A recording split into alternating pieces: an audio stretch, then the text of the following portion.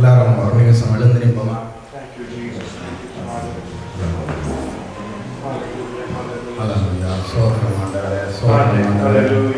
அப்பா தகப்பனே சோதரிக்கிறோம் ஐயா.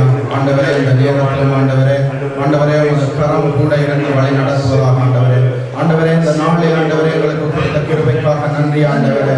ஆண்டவரே எவ்வளவு ஜனங்கள் ஆண்டவரே இரவு படுத்து கூட விடிய எழும்ப முடியாத ஆண்டவரே மரித்து போற நேரத்தில் ஆண்டவரே எங்கள் மேல நீர் அன்பு கூர்ந்த ஆண்டவரே ஆண்டவரே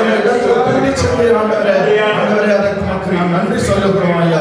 நன்றி சொல்லுகிறோம் ஆண்டவரே. ஆண்டவரே இந்த வார்த்தைகளை கொண்டு வருகிற இந்த அடியானை ஆண்டவரே உச்சம் தலையிலிருந்து உள்ளம் வரை ஆண்டவரே நாடி நரம்பு எல்லாத்தையும் ஆண்டவரே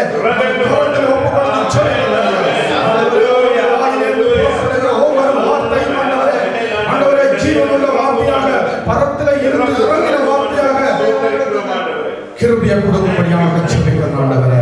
அதே போல கேட்டுக்கொண்டிருக்கிற ஒவ்வொரு பிள்ளைகளுடைய உள்ளங்களும் ஆண்டவரே விழுந்து விட்டறிய கிருபையை கொடுக்கும்படியாக ஜெபிக்கிறோம். நல்ல நிலத்தில் விழுந்த விதையை போல ஆண்டவரே 1 10 100 பெருகி நல்ல பலனை கொடுக்கும்படியாக ஜெபிக்கிறேன். இயேசு கிறிஸ்துவின் நாமத்திலே ஜெபங்கள் ஜீவனுள்ள நல்ல பிதாவே ஆமென். ஒரு நிமிஷம்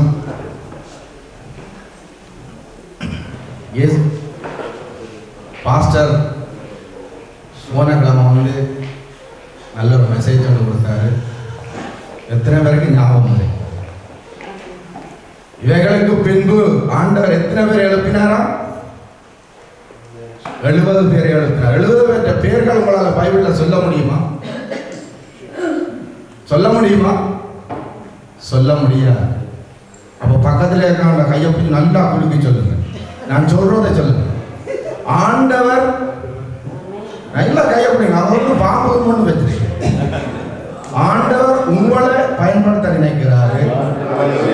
நீங்கள் பயன்படாம போனால் பேசொல்லாத ஆட்களை எடுத்து ஆண்டவர் பயன்படுத்துவார். ஹல்லேலூயா ஹல்லேலூயா.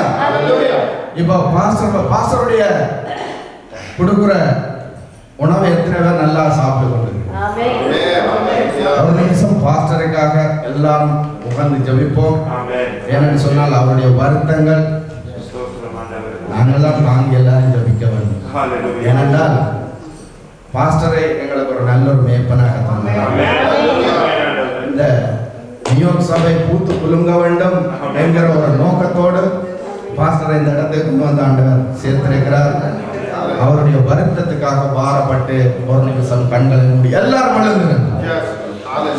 ஏனென்றால் அப்போஸ்தலனாகிய பவுலுக்கு ஒரு முள்ளிருந்து குத்தப்பட்ட போதும் கூட தேவன் சொல்லுகிறார், என் கிருபை உனக்கு என் கிருபை உனக்கு போதும் என்று சொல்லுகிறபடி பாஸ்டருக்கு வருத்தங்கள் இருக்கலாம், செல்வங்கள் இருக்கலாம், உயரங்கள் இருக்கலாம், ஆனால் இயேசுவுடைய கிருபை அவருக்கு